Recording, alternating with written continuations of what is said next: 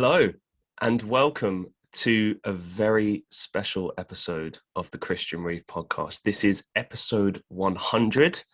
It also weirdly falls on the 1 year anniversary of the Christian Reeve Podcast. It's pretty weird, I know, but it's funny how things work out sometimes.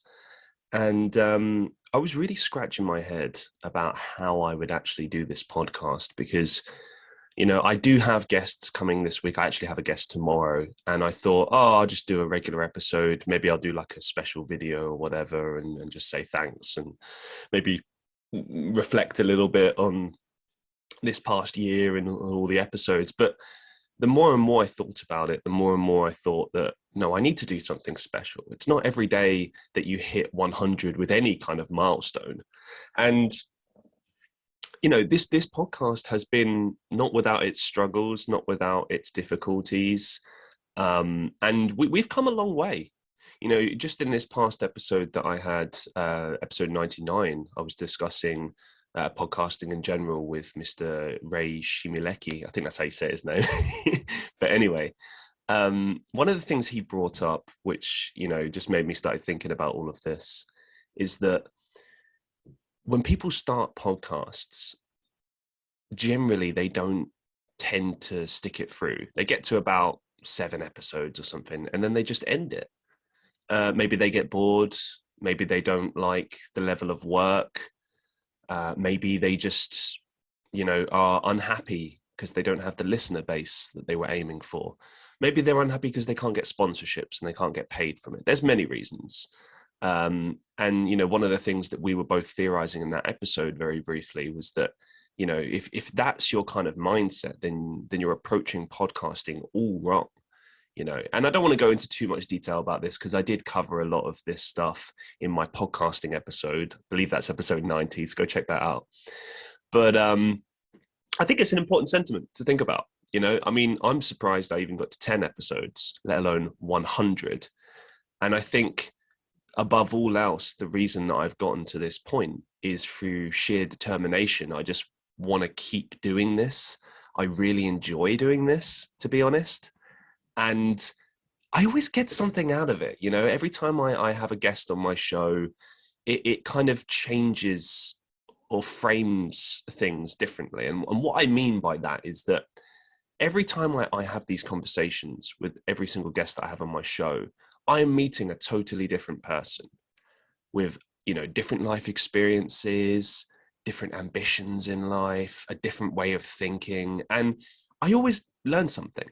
Like one of the questions that I introduced, I don't know how far in, but it's become kind of, I guess, like a staple for me. It's a question that I ask every single guest is, what's the biggest life lesson you've learned? And it's amazing because, throughout the course of many of those episodes, people will give you life advice anyway, throughout the course of what they're talking about, whether it's their passion in life, their job, maybe they're talking about their family. I've had episodes where people have shared, really difficult life experiences, and you get advice through the course of that. But when you ask these people, what's the biggest thing that stands out for you? God damn, you get all sorts of responses. And I don't know. I just get really excited about every time I do an episode because it's never the same. It's always interesting. It's always fun. And I think anything in life that's like that, you just want to keep doing it. It's almost like a drug. It's kind of addictive, to be honest. And, it's just, I don't know. I feel like it's something that fits naturally with my brand, with what I do. I'm very used to talking to people, being sociable. I love that. I'm like this in real life. I mean, I am a shy guy. I'm not going to lie. I'm not. You'll never find me starting the conversation. I'll always be that guy sitting down in the corner, drinking something light and having a cigarette and seeming antisocial. But I love talking to people. I really do. I'm just very selective when I prefer to listen and speak. That might sound weird to all of you, but it's true. It's just how I am. And I found that with this medium, obviously it's very different because people want to be there. People have asked me, for instance, how do you get guests? And, I've said this before, there's different channels you can use. Reddit is a big source. I'm very thankful to all the subreddits on Reddit, like Podcast Guests, Podcast Guest Exchange, all those places. They really helped me in the very beginning. But then there's other websites like Matchmaker and Podit and so on. But the more that you do this and the longer that you do the podcast, the more you find people like reaching out to you. I've had people contact me by email. I've had people reach out to me on Instagram and stuff. And it's amazing. It's very humbling. It makes me feel really good knowing that people take an interest in what I do. They like the way that I interview and whatnot, and they want to be a part of the show. And I treat every guest exactly the same. As soon as someone's on my show, I do extensive research, and sometimes I use the research, sometimes I don't. I've got research. Well, it's not research exactly, but I've got information, stuff I've written down for this episode, right? And I haven't even touched on this yet because you just get into the course of the conversation, and that's really what I feel is the best part about a podcast is once you get into that conversation, who knows where it will go and who knows what kind of nuggets you'll get. And my job as an interviewer is to kind of chronicle that person's life in as short a time as I possibly can, and kind of give people an idea of who this person is, what they're about, what makes them tick, and try and get some stories out of them. And to do that, you've got to make them feel comfortable. And, I thought about doing just a standard, really boring interview style. And I think in the very beginning of the podcast, there was a little bit of that. Because I was sticking rigidly to that and I wasn't as comfortable with the whole kind of interviewing process. But now it's become, at least this is how I advertise it, it's kind of an interview / discussion podcast. So it's like, yeah, there will be certain things that I want to ask each particular guest, but I'm kind of happy for the conversation to go anywhere. Like, again, in episode 99, me and Ray Shimaleki were talking about how you would approach interviewing a celebrity. And the more and more I sat and thought about that, the more I realized that, it's not dissimilar to what I do now. You can sit there and interview the person about, all these things that they do that's like part of their work or whatever. And they'll probably be pretty happy to talk about that.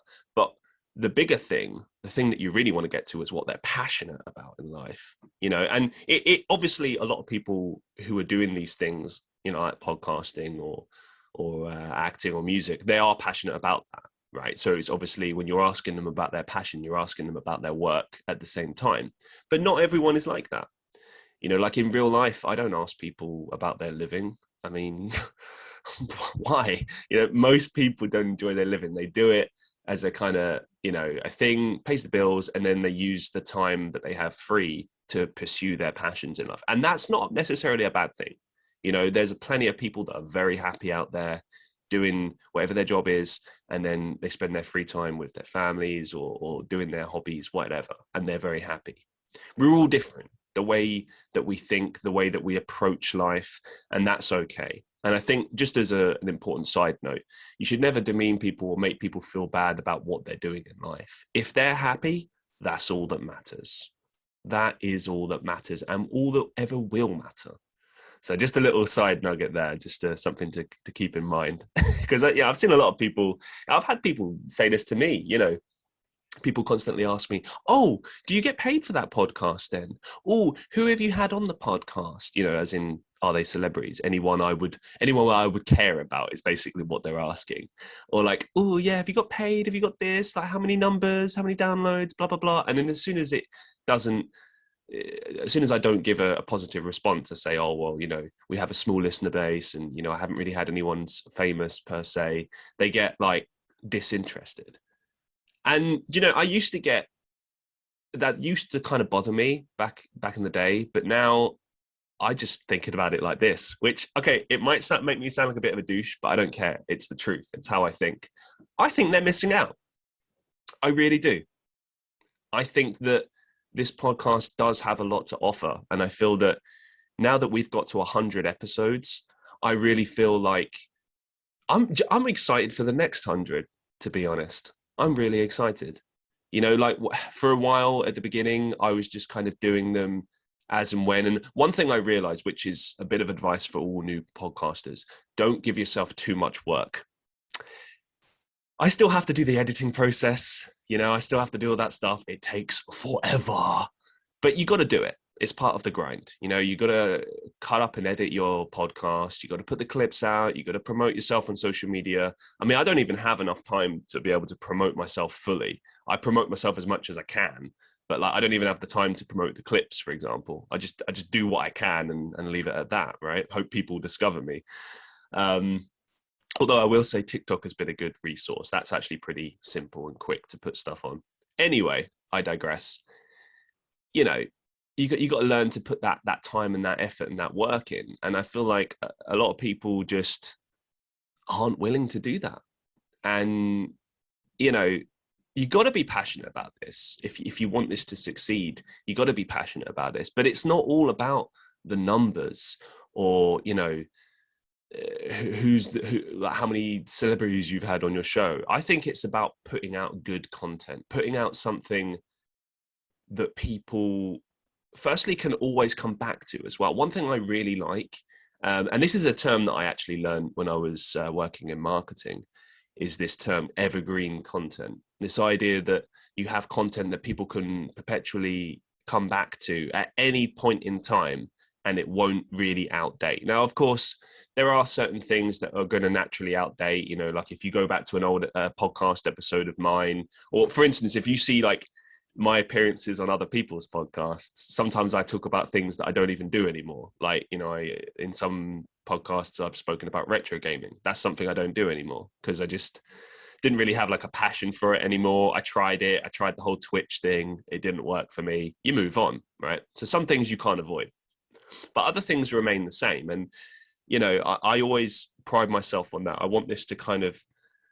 keep growing, keep moving. I want to keep doing this for years to come, to be honest. And I'm excited to see where it goes.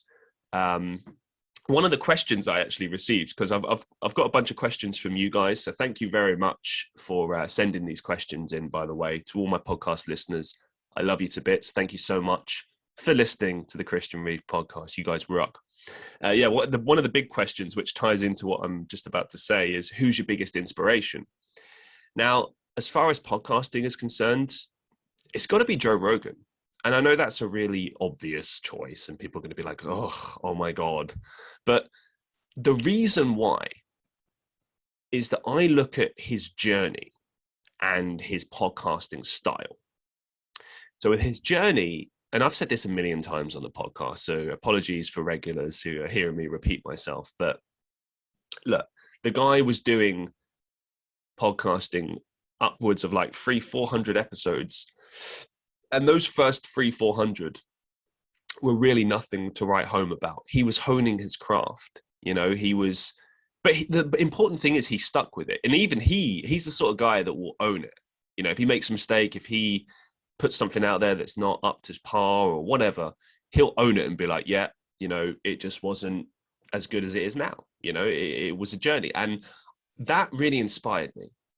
You know, like when I look at the very beginning of this podcast, the first, I'd say 30 episodes, I was really trying to find my footing, you know, and I just, my whole goal was just keep going, keep releasing stuff, keep going, you know, and sometimes I get a bit frustrated, you know, sometimes I put out an episode and maybe I think, maybe it wasn't as good, you know, maybe I didn't do as well. And I'd always put the onus on me. I never blame guests or anything. It's always on me to make it as good as possible, whether that be, you know, asking the right questions or whether that be steering the conversation in the right direction. You know, whatever the case may be, it's always up to me to make sure it's a good show, entertaining, something that people actually want to listen to.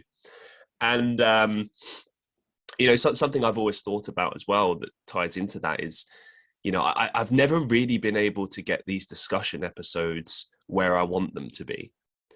You know, like, as you guys know, I want to do more discussion-based episodes like this, but I feel like it's not as interesting when it's just me talking about it. Now, this episode will be different because it's, you know, it's me reflecting on 100 episodes, me reflecting on a year of podcasting. And I think that's something that you should take and celebrate. And I did think about having people on the show, having a guest on the show, but you know what? Moving forward, I want to try to do more of these discussion-based episodes if I can. If I can find a way to make this interesting and engaging when it's just me, that would be something, because it's something that I haven't really mastered. I feel like the interviews, that's something that's going well and something that will continue to go well as long as I just keep working hard and keep putting in the same effort and the same format that I have been. But as far as it pertains to the discussion-based podcasts, I don't know.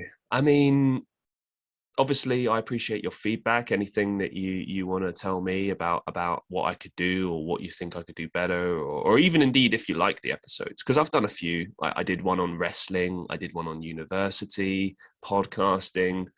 Some of the early episodes, I believe the first 5 or 10, there was a few just standalone episodes. Because back then I was trying to figure out what this podcast would be. Is it going to be discussion based with occasional guests? Is it only going to be interviews? I've still not fully committed to the idea that it's an interview only podcast, because I kind of want to just do what I want when I want. Do you know what I mean? Like if I want to just put out an episode on a particular topic, I'm just going to do it. Like I did with a wrestling episode. I did that because I love wrestling. And why not? It's my podcast. And this actually leads me on to some criticism that I've had recently. So I'm not adverse to receiving criticism. Everyone receives criticism. And I think the more that you continue, the more that you put yourself out there, especially if you start doing well, even if it's just a little bit, of people, checking you out, giving you love, there'll always be people that hate that and want to bring you down. And I had some recent criticism, which I addressed a couple of episodes ago, but I ignored in the YouTube comments because I was just like, I'm not going to deal with this negativity. But it's not the first time that I've had criticism. And most of the time, I ignore criticism, because it always comes in a kind of troll format in a negative way that's, it's not someone trying to help or give their honest, genuine opinion. It's just someone being nasty. Like the person recently that dropped comments on my episode with Lydia Persson, they said that my stories were boring and that basically by me sharing my stories, that undermined the other person's stories. Now, if you go and watch that episode back, I barely spoke at all, because it was all about Lydia and she's a very chatty lady. And, I'm happy to take a side seat and just steer the conversation, which is what I did. And so the thing that bothered me really was that this person that was commenting, while they were giving their opinion, it was a lie, It really was. Like the first criticism I received about the podcast was actually for episode 3 or 4, when I interviewed Gudetta Marie, a friend of mine from Estonia. And the person had said something along the lines of, I mean, again, they put it in a horrible way, but they'd said that basically I spoke too much and I spoke over my guest. Now, I disagreed with that because what they were commenting on was not actually the full podcast. They were commenting on a clip, right? And it bothered me. But the thing is, I took it and I sat down and I thought about it. And I thought, do you know what? Even though this person has put this in a horrible way, maybe there's something to take from this. Maybe there's something to consider. Because my role as an interviewer, first and foremost, is to get as much information from that person as possible, to put them over in a good light and to interview them, And, anytime someone appears on my podcast, people want to hear that person speak, right? But here's the thing, and this is something that they said, no one wants to hear you speak, as in me. And the person that commented recently said something similar. No one wants to hear your boring stories. This episode is all about Lydia. It's not about you. And I thought, you know what? It's my podcast. It's the Christian Reeve podcast. If I want to talk, I'm going to talk. If I want to share a story, I'm going to share a story. And if you don't like me, don't listen to the podcast. It's as simple as that. I don't understand why you would listen to the podcast or indeed watch anything that I do or consume anything that I put out there if you don't like me. If you don't like me, that's fine. But why do people feel the need to tell me that? Do you know what I mean? And I guess that comes down to negative people and stuff. Because the thing is, I've been getting constructive criticism all my life, you know, as a musician, at school, in business. I'm very used to it. There is a way to tell people how to improve and give advice in a polite manner. I've done it myself. But the way that these trolls and horrible people on the internet put things forward is just really unacceptable. Just pausing for some water. Does that count as ASMR? I don't know. But yeah, and I guess my overarching point with this, because what I have written down on my paper here is dealing with criticism. So essentially, it's like, how do I deal with criticism towards the podcast? Well, basically, if I can take something from the criticism, I do. So that first comment I told you about from earlier in the podcast run, I thought, do you know what? There's a fair point there. If I can minimize how much I speak and try to get to the guest to speak as much as possible, that's fine. But at the same time, I want it to be a conversation. I don't want it to just be an interview podcast, because it's not just an interview podcast. It's a discussion.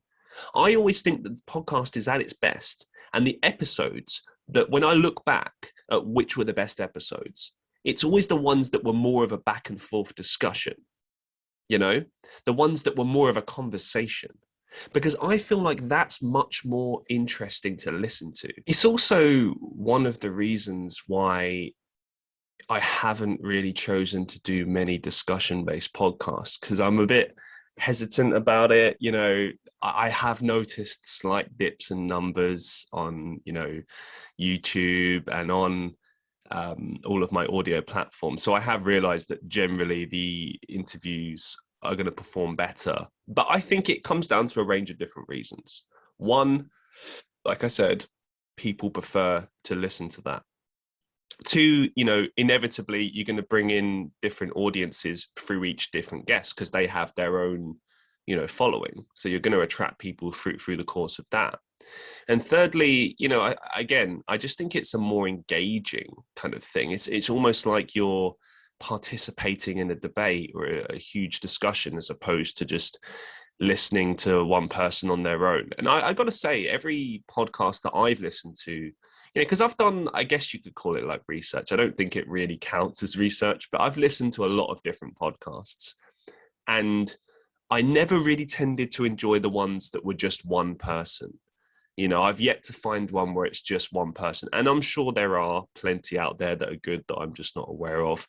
But all of the ones that I enjoy have several people on them, and they have some sort of banter or chemistry or whatever. And this leads me to the co-host scenario that I wanted to cover. So shout out to Dutch Deals, who actually was there in my 50th episode. If you go back, he was there for the 50th special. And I thought about getting him last minute, but I thought, you know what, I'll just do this by myself, because it's kind of where I think the podcast is headed. Like, for a long time, I wanted to have a co-host that would help me do these discussion episodes, because I thought, you know, I'll keep doing the interviews like I do already, where it's just me, because I have a sort of approach for that and a format for that, and that works. And I think if I would add more people to that, it might convolute it. But as far as the research for the, you know, discussion-based episodes, I thought it was better to have two people come in with different research, different approaches to the same idea, and then have a debate, have a discussion. And we would just tackle, you know, different subjects as we go. I originally wanted to do that with Dutch Deals.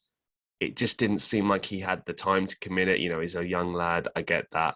So that's why he's sort of no longer on it. Obviously, he's always welcome to come back on the show. He knows this.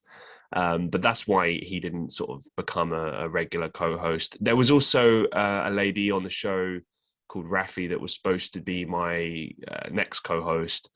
And I was really excited about that, because we were going to take things in a much more business orientated kind of direction. And unfortunately, same issue. I don't really know what happened there. She kind of just fell off the radar. Hope she's doing okay. I guess she's just too busy. But yeah, it just didn't work out. And it made me start thinking that, like, is this cursed? Am I just never going to get a co-host or whatever? And look, I think it is always going to be about me. It is always going to be the Christian Reeve podcast. I think people do kind of expect that I will host it and I'll be the lead kind of, not necessarily the lead focus point, because, you know, as I said, it's an interview discussion podcast with whoever's on my show, just like the Joe Rogan podcast. You know, I do base it after that quite a lot. I always think about the fact that every time a guest comes on the show, it's about me trying to get stories out of them. I guess that's the best way of putting it. This is like a storytelling podcast where we talk about life and passion for various different fields and whatever, and wherever the conversation goes, it goes. You know, there are no rules per se. Sometimes we will kind of come in with a specific topic, but generally speaking, we're going to cover a lot of different topics inevitably. You know, like you'll notice that a lot of my episodes, I don't just dive straight in necessarily. Sometimes I do. Sometimes I'll just ask them straight about their passions or what they do for work or whatever. But generally, I like to kind of see if we'll have like a little random discussion first. And then, you know, once that's kind of died down a little bit, then I start asking questions, because the questions are more like prompts, to be honest. And I think this is something that all podcasters out there could learn. My best advice I could give as far as, you know, being an interviewer is concerned is just do your research, but use your questions more as prompts rather than something that you sort of live by. You know, don't use this as like the holy grail. Don't use this as like the only thing you go by, because you're going to get stuck. You know, there's things that you can't anticipate. Like, for instance, you know, let's say you're talking about one thing and you want to keep the discussion to that. And then the guest talks about something that you have like several questions down. What are you going to do? You're going to cut them off? I mean, you could circle back to that thing, but that kind of kills the vibe, kills the conversation. It's better to just let them talk, ask them the question that you had planned for them later, and maybe circle back to the former thing. Or, you know, if there's nothing more to say on that, move on. You know, go with the flow, go with the conversation. I that's the best advice I could give. You know, I know it's unsolicited. No one asked. I don't care. That's my approach. But I seriously think that's the best thing you can do, is go with the flow, go with the discussion, see where it takes you.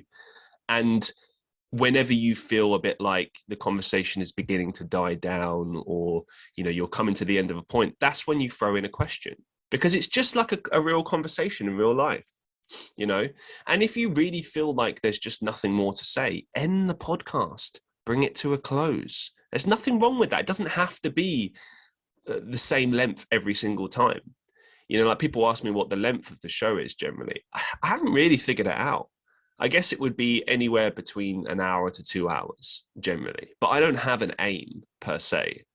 You know, if it's an hour, it's an hour. If it's 2 hours, it's 2 hours. If it gets up to 3 hours, hey, that happens. You know, if the conversation is that good, or there's just enough to ask them, I'm going to roll with it. I'm going to see what happens. You know what I mean? I'm not going to cut someone, because I've been on people's shows where that happens, when you get into the course of a discussion and they just want to, like, you know, really cut it down to like 30 minutes. And it's like, this is just not fun. You know, like, for instance, me, if you're going to have me on your show, I'm a very expressive guy. So I'm going to take a while to answer questions. So I don't know. I just don't feel like half an hour. You can't, what can you talk about in half an hour? I mean, you can talk about a few things, but I don't really feel like you get off the ground really with that. You know, I've managed to make it happen with certain guests. You know, if there are time constraints, I've made it work sometimes, but I find it very limiting. I really do. I remember when I was doing the TCJ podcast before this, we were trying to stick to a time schedule, and I always hated that. I always wanted to do more. I always felt like, you know, we'd barely scratch the surface. And it frustrated me. And I think it was one of the reasons why I decided to do my own podcast afterwards, because I was like, I don't want these time constraints. I don't want there to be a rule like, oh, sorry, you have to end it now. It's like, why? Why do I have to end it? If it's going well, I want to roll with it. I want to see where it goes. I want to see where the conversation goes and just run with it. Simply put. So yeah. Oh wow, I really went off the rails with that one, didn't I? Yeah, basically I don't think there's going to be a co-host. At least not anytime soon. But this ties into my next point about what I'd like to do in the future. There's a lot of things I want to do with this podcast.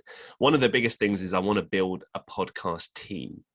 I really like, for instance, the setup, again, Joe Rogan has. I like the setup that the H3H3 team has. I want something similar to that, where I just show up, I do the podcast, and then a team of people takes care of the rest. Because I could do a lot more. If I had a team of people dealing with clips, editing, throwing stuff up on a computer so we can look at it, whatever the case may be, that would speed things up.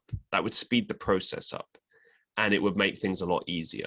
There's people that I'm meeting in my life right now, people that, when I eventually have the money, I'm going to employ them either on a freelance basis or as a part of my just team. I'm basically going to build a business, build a team of people that I trust. And we're going to create something. We're going to create this brand, the Christian Reeve brand. It won't just be for the podcast. It will be for many different things that I do. But the podcast is a big part of what I do. And I really want it to grow moving forward. I want to build a team. I want to have a studio. That's a big goal of mine, is to have a place that people could actually physically come. Imagine that. There's never been anyone on the show that's actually sat down with me physically. Now, obviously that comes down to space and not having, obviously COVID being a big thing, that threw everything in the works. And yeah, just not having the equipment. I have this one mic. I mean, my camera broke recently. That's why we've got this crappy feed, which is literally my webcam from my laptop, which really frustrates me because the other camera was so much better. And to downgrade and go back to this is like, it's like taking one step forward and 5 steps back, but you run with it, as long as I've got something to record with and, a camera, whatever, just do it. And that would be my advice as well to podcasters that are just starting out. Just do it. Just run with it. Whatever you have, as long as you can hear yourself and people can hear you and you've got something where you can be seen, just run with it. Like, equipment will get better eventually. I don't doubt that I will have a professional team and professional equipment one day and a studio. I know it will happen. And we'll look back to moments like this and we'll probably laugh at this clip and be like, hey, it happened. It really did happen. Maybe I can be like, hey guys, in the future, here's me in the past being a dreamer. That'd be funny. If it actually works out, that'd be weird. We'll clip that up and it'll be like the journey. But you got to start somewhere. Other things I'd like to do with the podcast is, I'd like to have a dedicated interactive listener base. I'd like to be able to take more suggestions from people on like guests they'd like to see, topics they'd like to hear, all that stuff. I have already asked people, I have a Discord, and there's a few people in there that are really gracious and awesome, and then they send me comments. I have questions today because of those people and because of people on TikTok and such. So there is a listener base there. I know there is. And thank you to everyone that's taken the time to listen to this podcast. I hope you enjoy it. Thank you so much. I know there is a regular listener base. It might only be a handful of people, but you know what? It's not about how many. It's about having those people. It doesn't matter if you've got 5 people or 5,000 people. If you've got dedicated people listening to you, I think that's something to celebrate. And after 100 episodes, I remember when no one listened to this, absolutely no one, and it would crush me. But I think if you stand by what you're doing, you keep doing it, you keep getting better, people resonate with that. They see your dedication, they see what you're trying to achieve. I think people get what I'm trying to achieve with this podcast, which is basically to make this interview discussion podcast, get as many people on as I can, learn about as many people as I can. I said it a couple of episodes ago, like, what would help this podcast? Maybe a shout out, maybe having a celebrity on. I'm not so convinced. I think it's more about just slowly building that base and people spread the word. I think that's what will happen. Obviously, as I was talking about with some of the goals I have for the future, yeah, inevitably I do want to have a big listener base, a big group of people constantly listening to the podcast, sharing it, telling their friends, blah, blah, blah. Who wouldn't want that, right? But I don't think that things like that generally come overnight. sometimes you get lucky in life. People shout you out, or yeah, maybe you have someone significant that you work with, collab with, whatever. But I don't think you can rely on stuff like that. You know, I'm my attitude is to always work hard and not expect anything. You know, I don't expect someone to just turn around one day and shout me out. I don't expect a celebrity to give me a chance. I don't expect people to suddenly like donate money to me or support me or whatever. I'm amazed if people do, and thank you to everyone that supports me. But I don't expect these things in life. I've learned to just work hard, keep working hard, and eventually it will pay off. And, you know, I guess it will make it all the more sweeter, you know, when I eventually do get it. Because truthfully, I've only been properly doing this all for 2 years, content creating. You know, for many years, I turned my back on content creating and everything. And 2 years is relatively short, you know what I mean? But we are getting the numbers. We are growing. We reached 10K on TikTok recently. We're close to, I think, 750 subscribers on YouTube. Certain episodes of the podcast are getting more views on YouTube. There's a bit of traction gaining on the podcast clips on TikTok. You know, it's like there's more people listening on audio platforms, you know, more so on a regular basis than YouTube even. And which makes sense, because it's like, where are you really going to listen to a podcast? You're not going to listen to it on YouTube. You're going to listen to it on like Spotify or Apple Podcasts or somewhere like that. You know, like, I mean, I suppose YouTube is good in the sense that you can see the people, but you know, everyone knows what I look like. Do you know what I mean? That novelty wears off. Everyone knows what the guests look like. You know, but I guess you want to see the reactions of people. You know, like in this episode, it doesn't really matter if you see me or not. But I suppose when I'm having those discussion-based episodes, you do want to be able to see me and that person. You want to see us interacting with each other and stuff. And I feel for certain episodes, it's really important to be able to have that visual version, because you can see like the backgrounds, you get an idea of the person physically and stuff.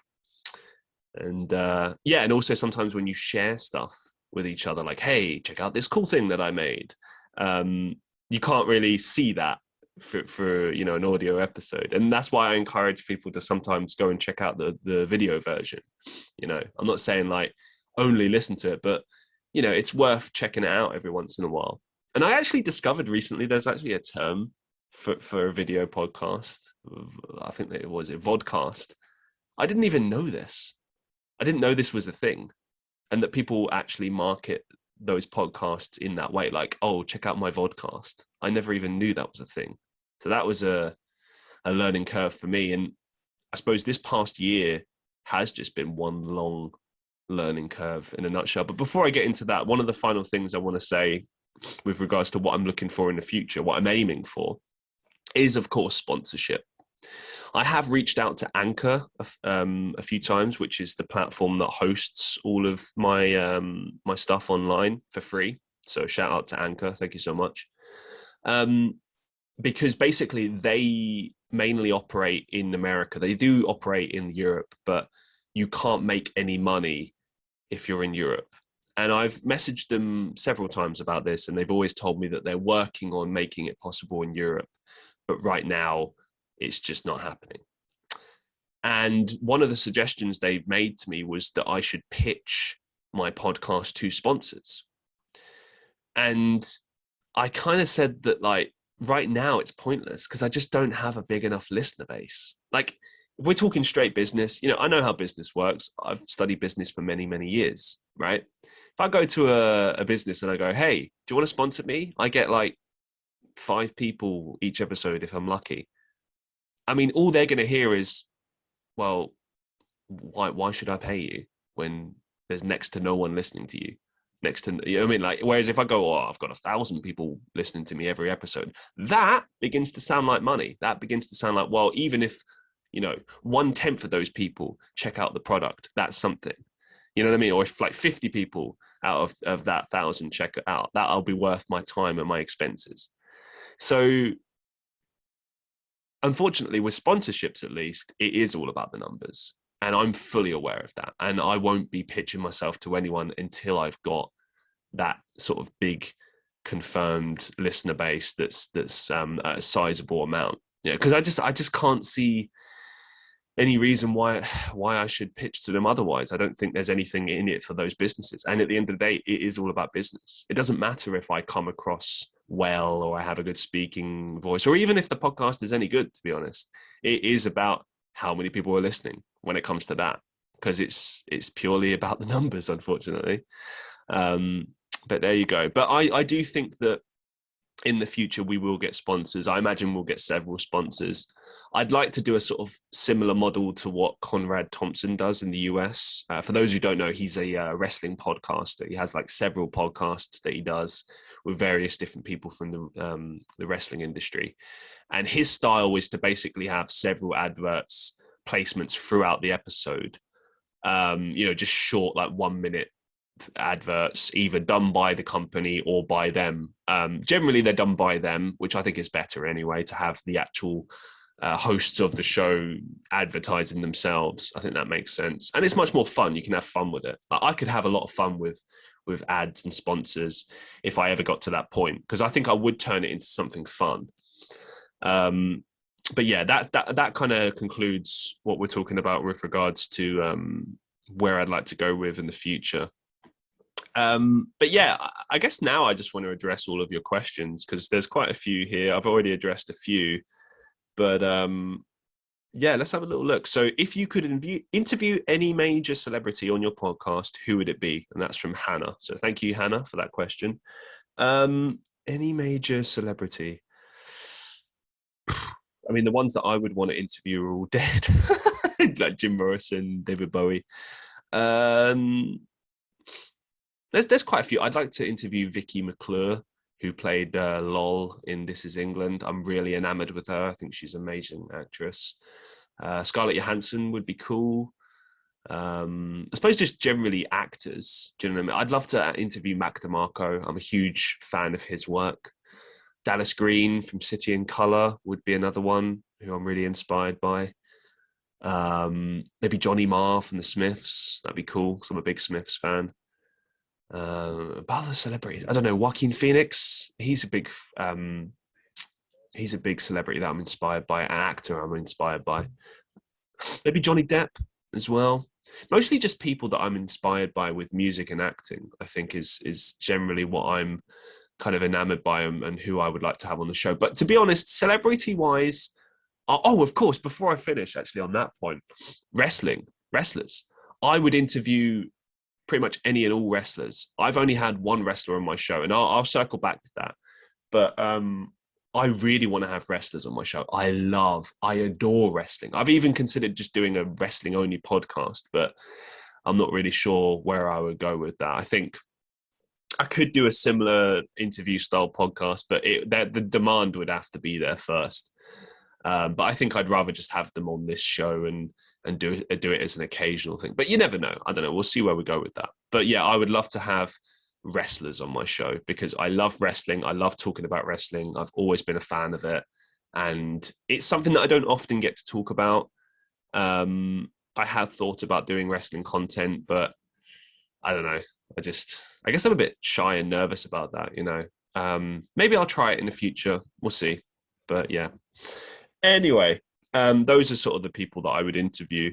And that actually leads me to who was my favorite person to interview. So I mentioned that I had a wrestler on the show. Shout out to Matt Rivera, who is also known as Matt Saxon. That for me was a big moment, because I actually did a couple of reaction video to his appearance on the American TV show Extreme Cheapskates, because he actually refers to himself as the cheap wrestler.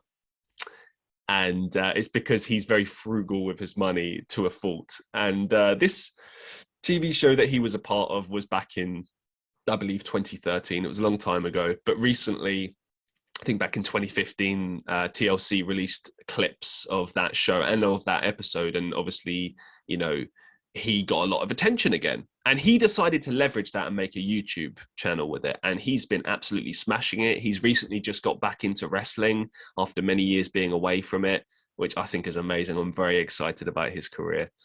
But yeah, it blew me away that he agreed to be on my podcast. I felt really taken back by that he would take the time to do that, because he's also like a musician and a busy guy in his own right.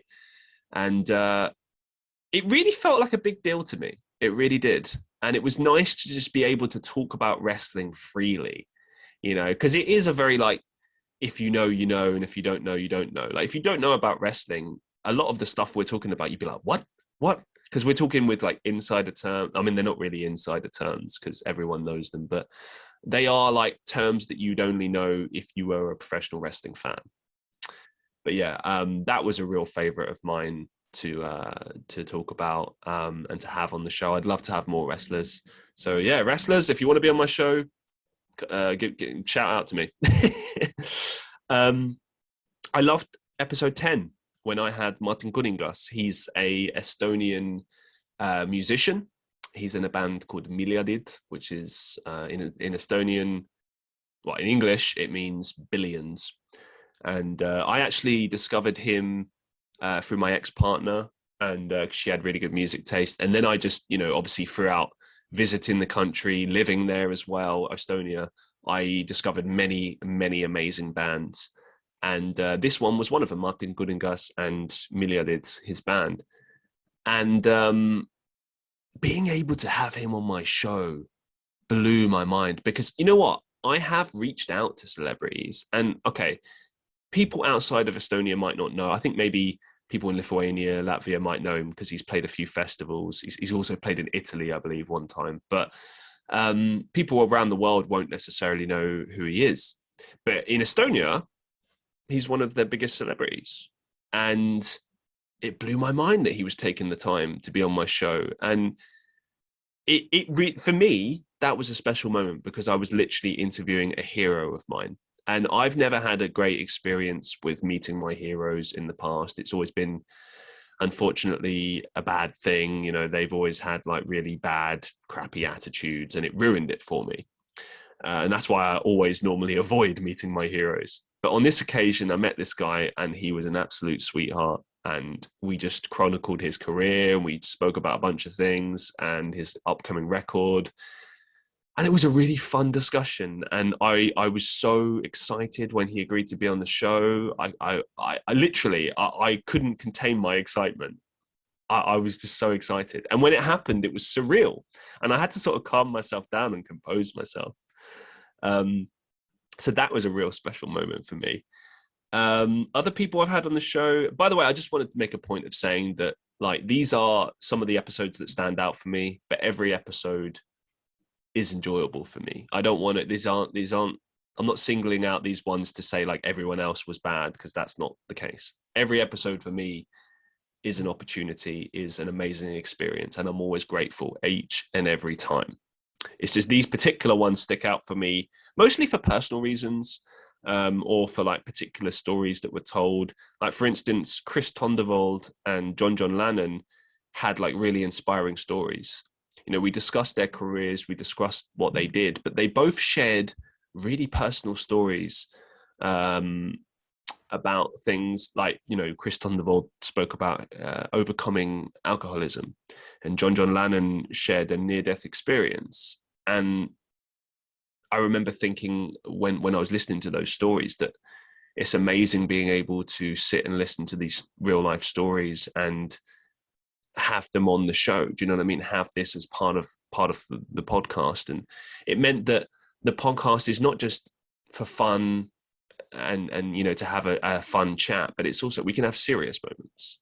We can have times when we discuss serious things and discuss inspiring people and inspiring stories. And that really changed the trajectory of the podcast for me. It meant that I could do a lot of things with it, and we can take it in lots of different directions. With some guests, we can have a fun discussion, just silly, comedic almost. Other people, it can be straight business. With some people, it can be really serious. With other people, it's random. It could go anywhere. Like I really pride myself on making this a podcast that can go in any direction. And it's all about my guest. It's all about where they kind of take it. And I just guide it. I'm just your host. But I do like that banter, that back and forth. And I've always had that with every single guest that I've had. Princess Etch was amazing to have. I guess she's probably the most famous person, I guess. I mean, she's definitely been featured very prominently in American media. She's even had like YouTube feature her. Yeah, actually the website featuring her content. I believe she's one of 4 Etch-a-Sketch artists in the United States. And the fun thing about this episode, well, I wasn't expecting, was that she's a fantastic businesswoman. Like, I'll be honest, like we spoke a lot about, you know, her career and being Princess Etch, but I was really just excited about talking business with her because she has a great mind for business. I could literally have her on the show for another 2 or 3 hours and we could just talk straight business because it literally went so well. She had a really good mind for it. And that is one of those, a classic example of like when you have someone on your show and they surprise you. And this is why I never go into any episode thinking it's going to be this way, it's going to be that way. I just keep an open mind and I get excited because it's like, hey, you never know where this is going to go. It could go in any direction. Let's just see what happens. And this was a perfect example of that. Really, really highly recommend you go check it out. Check out all of these. Check out any of these episodes. There's 100 episodes now. No excuse. I think that my absolute favorite probably has to be the episode I did on maladaptive daydreaming. Because I had a sufferer of maladaptive daydreaming, which is a behavioral addiction. And she chose to remain anonymous, and that was totally fine by me. And I wondered, like, how can I do this episode? And I chose to approach it like I do everything else. It's still an interview, but I knew I needed to do a lot of research going in. You know, I knew that it would be good to get this person to give their kind of understanding of the illness and put it in their own words. But I needed to know my stuff. I needed to know so that I could guide the conversation and ask them the right questions as well. And we had a fantastic conversation. We really got into depth about the illness and like, you know, where it's going and what the latest science says and stuff. And to be honest, it seemed to be embraced by the maladaptive daydreaming community as well. It seems that everyone was really happy with the episode and they thought that I did a good job interviewing the person and that it actually stands as kind of a useful tool, which is what I wanted it to be. Because there doesn't seem to be a lot of stuff out there about maladaptive daydreaming. The only stuff I could really find is, you know, there's one website that the person mentioned that I had on the show. There's a pretty good Reddit community where everyone supports each other.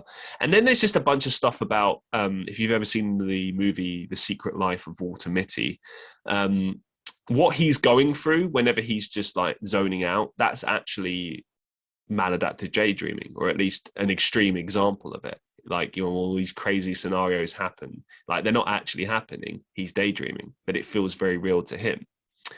And other than that, there's not really much out there. Like, even from the scientist the professor who actually I can't remember his name off the top of my head, but who's actually done work on this. There's only like a few entries here and there. And the most recent thing was that the illness has now been classified as a behavioral addiction as opposed to just a straight mental health illness. So yeah, that was a really good episode. It was challenging. I had to do a lot of research, more so than I normally do. But it pushed me in a good way. I really enjoyed the episodes I did with David Sommerfleck. He's a business guy from the States who we had a good rapport with. And with that, I was able to just talk straight marketing and straight business with him. You know, and I've had a few business owners on the show before, so it's not new to me to discuss business on the podcast. But with this particular guy, we just seemed to have a good rapport, and he was very easy to talk to. He gives good stories. He's very candid. And yeah, it was just good chemistry there, good vibes. And, you know, I always say to all my guests that they're always welcome back on the show. And, you know, he's been a repeat guest. He's a good example of that.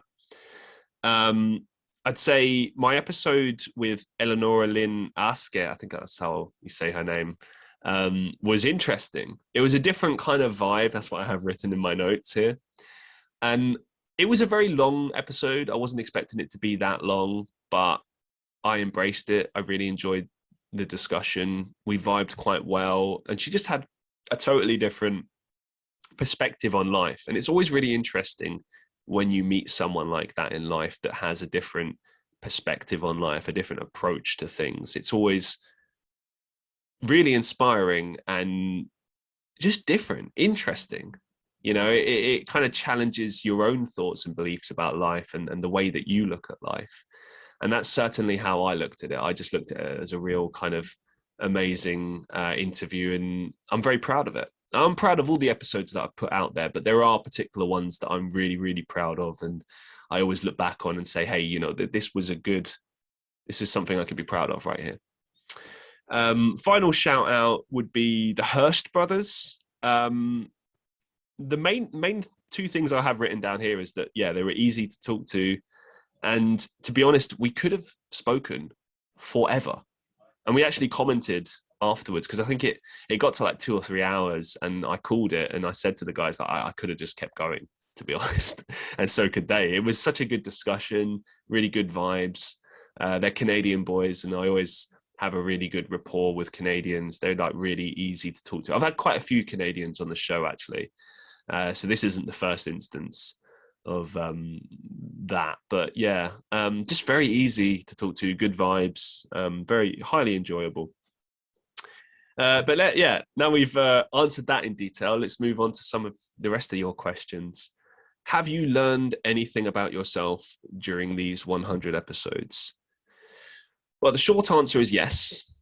I think the main thing that I've learnt is, or two things. I've learnt a lesson that I already knew, but it's basically reinforced. And that is, practice makes perfect. You start something, you're going to be a bit shaky. I had a very clear perception of what I thought the podcast would be. There was 2 reasons I started the podcast. Like, one of them was because I wanted to keep doing podcasting after I did the TCJ podcast, because it ended quite prematurely. And secondly, shout out to Childish Jacko, a friend of mine. He sort of said to me one day that he actually listened to the vlogs that I put out on YouTube. And he said that he really enjoyed just putting them on the background and listened to them like as though they were a mini podcast. And that just sparked an idea in my head. I was like, oh, really? It's interesting like that? Because obviously it's kind of a meme, but like my vlogs are normally really long, at least a half an hour. And that's like most podcasts, at least 30 minutes, right? And I figured, like, why don't I just do that? If people find it interesting, why not? Why not put something out there that resembles a podcast? Why not give it a go? And so I did. I started doing it. And yeah, I suppose that, I learned, it's the same lesson that I learned when I was doing vlogging 2 years ago. And, if you go back and listen to like some of my early vlogs, I'm ropey, I'm all over the place. I don't know where, if I'm coming or going. I come across very shy and nervous, and I haven't really figured out how to talk to the camera. Whereas now I'm very used to it. I do it all the time. I don't get shy or nervous or anything. I'm just used to it now. And that just comes through sheer practice. So that's a lesson that was like reinforced for me through podcasting. I think the other thing I've learned is that, and I don't like normally saying, complimenting myself. I try not to, because I just think it's a bit douchey. But since this question is asking, what have you learned about yourself? I'd say I've learned that I'm a good interviewer and that I can hold a conversation. And I didn't always believe that I was a good conversationist. I think that's something that's come later in life. I guess, yeah, if I could put it shortly or briefly, succinctly, is that this podcast has taught me in the past 100 episodes how to be a good conversationist. And that has come through adapting to each and every guest, and, I wouldn't say changing myself per se, but adapting to their vibe and trying to get a conversation out of them. And that's a good life skill to have as well, being able to get conversation out of anyone that you're dealing with. Do you know what I mean? Because every single human being is different, and you have to approach each social situation differently. You're likely to meet people that are similar, have similar vibes, and you'll be like, oh, I've met someone like this. This person's similar to this person that I know, but it will never be 100% the same. And sometimes you'll just meet someone who's just totally different that you've never met before. And you just got to figure out a way to work with it. And that's one thing in real life when you're having a conversation, because you've got the choice of just walking away and not having the conversation. But you don't have that luxury with a podcast. You know, you've got to make it work. So it's a real challenge. And I think I've just learned to be persistent, and I've learned to adapt well, and I've learned how to construct good interviews. And I think a big thing for me is switching it up from being a straight interview podcast and turning it into a discussion-based podcast. As I sort of spoke about earlier in the podcast, it's very important for me to get that discussion and that conversation going. That for me is always going to be a better episode than if I'm just going through the questions. Because sometimes, you know, you just can't get that conversation flowing. I've had a few episodes like that where it was a bit more regimented, and you know, it's just how it was. You know, maybe the guest was a bit shy. Maybe we just didn't have the sort of rapport that I've had with other guests. That happens. But I've still got to kind of go through the motions and ask them certain questions. And I guess every time I ask a new question, I'm trying to get a new line of discussion formed, you know, but it's not always going to definitely work out. Let's move on. How do podcasts influence life today? So this is an interesting question. I think that podcasts influence us in terms of being one or two things. Either they are a tool that we use, that we can learn from. You know, we can learn skills. We can use them for sort of constructive purposes, for education purposes, or it's just sheer escapism. It's a thing. You know, this is what I normally do. I normally put a podcast on in the background as like a comfort thing while I'm working. Or, you know, sometimes when I was in Estonia and I had like really long journeys to get to places, or it was like really dark at winter, I would just stick on podcasts. You know, I wouldn't really listen to music. I'd just listen to podcasts, and it would get me by. It almost felt like familiar voices. It felt like people that you could always check in with and listen to. And it was a nice thing, a comforting thing to come back to. So I think that's sort of the general way that podcasts influence life. They are just a part of society now. They're a useful tool. I'll go to be honest, I do kind of feel a bit of a groan every time I see that there's a new podcast, because it's like, okay, let's just see how long you go with it. For me, the only things that really excite me about podcasts is if there's a different format, something new. Like, for instance, shout out to the Hard Mark podcast. Eric Donaldson, who was recently on the show, spoke about his podcast format. And I was really intrigued, and I've actually started listening to it in my own spare time because I like the format. It's something different. It's refreshing, because there's so many podcasts out there that don't have a format, and it's literally just some guys fucking around and just having conversations. And it's like, it's not really something that, I don't think that's a podcast. By the way, that's people leaving my flat. I can't help that. But yeah, I don't think that's a podcast. I think you can potentially turn that into podcasts. And I've heard people do that where, you know, maybe they record for like 3 hours and they cut it down and they manage to make like a best of the conversation. And I think that takes a lot of commitment, and I respect that. But there are many people I've seen that just literally put out like a 3-hour podcast, and it's literally just people chatting absolute crap. And it's like, look, you may think that this is funny to be part of, but to listen to, it's almost unlistenable. And I think the only reason it's unlistenable is because there's no structure to it. When you're listening to a podcast, you need something that flows, something that's easy to digest. You know, it goes from one topic to the next. You'll notice with this episode, I've gone from each topic. I haven't bounced around. I might have gone on a few tangents here and there, but I always brought it back. You have to have something you can follow. It's like a lesson plan. I remember, I'll never forget, I saw Greg Davies, the comedian, I think back in 2012, 2013, something like that. And he used to be a former teacher. And, you know, obviously he he played a teacher in The Inbetweeners. His character was brilliant. He's a comedian in his own right and everything. And he chose to do this particular stand-up like he chose to do it like a lesson plan. He literally had a board at the side of the stage and he went through topic by topic like it was a lesson plan, and it was absolutely excellent, and it flowed well. And every good comedian that I've ever seen in you know, throughout the years has done the same thing. They have a good format. There are comedians out there that just do joke to joke to joke, but I don't know. Personally, I don't like that as much. I like it better when they're telling stories, when they're kind of going from thing to thing, and particularly when they kind of tie things up in a fun way, like the end of the joke on the last joke at the end of the show ties into something they said at the very beginning, or something like that. Like, I think that good storytelling is always going to be the most alluring thing in anything that you do in life, particularly with comedy and especially with podcasting. So yeah, wow, I've gone on quite a tangent from how podcasts influence life. I do apologize. How does it feel to reach 100 episodes? Special. It feels special to reach 100 episodes. It feels like an actual real achievement.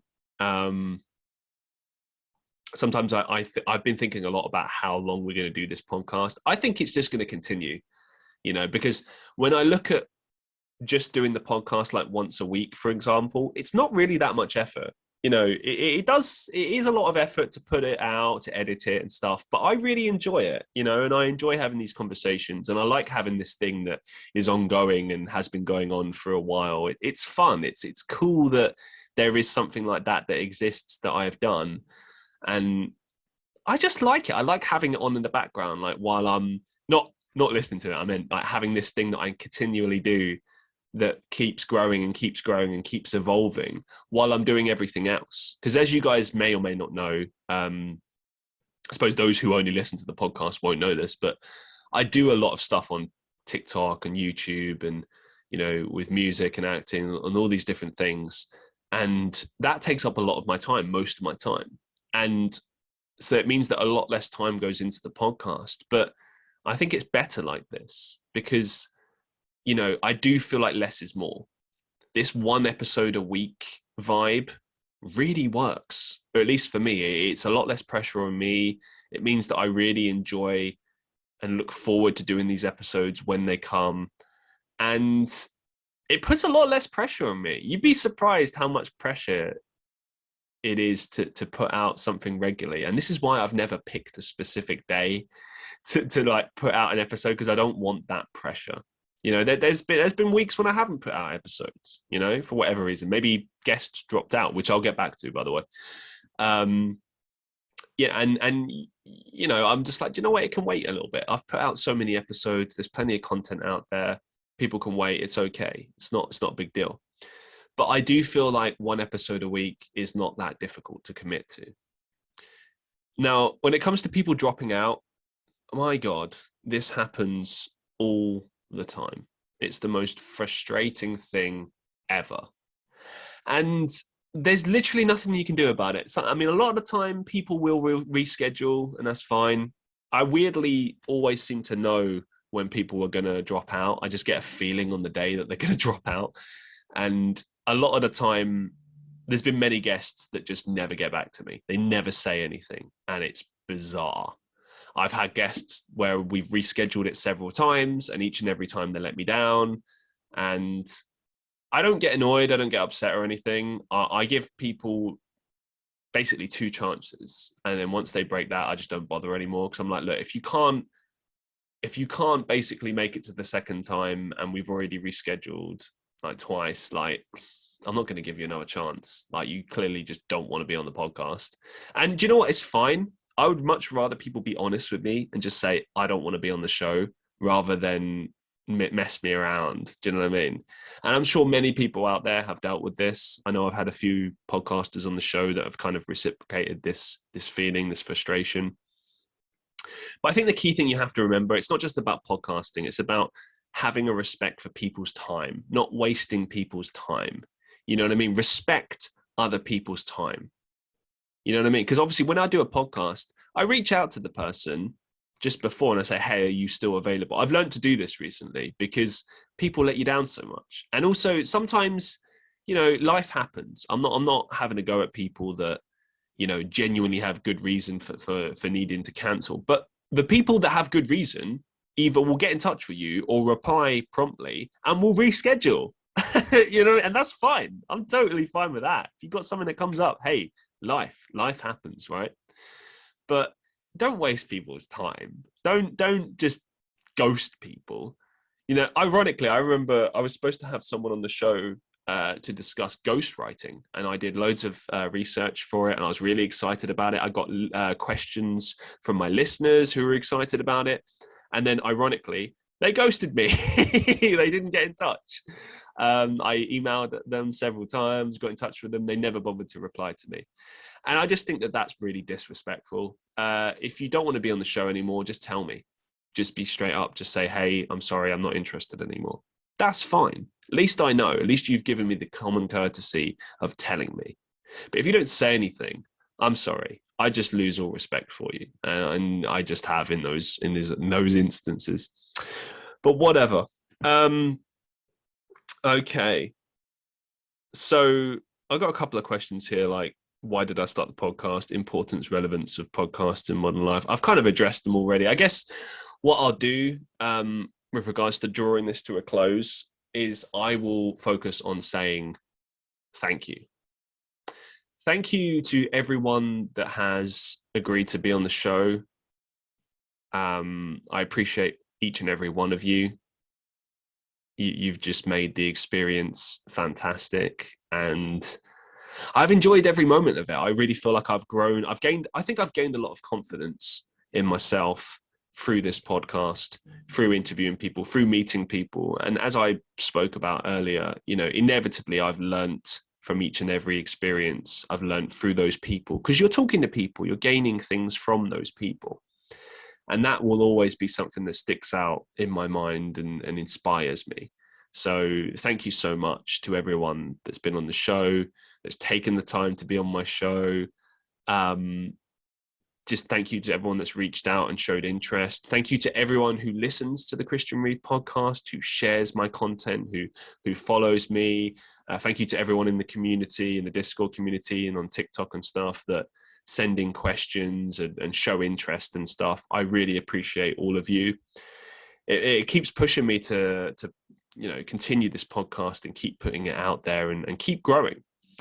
And I'm excited. Like I said in the beginning, I am really excited about where this podcast could go. We've reached 100 episodes. Who knows where we'll go in the future with this?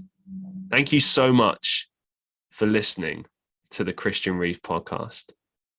And as always, until next time, to the next 100 episodes of the Christian Reeve podcast, be safe, be well, and I'll see you in the next one.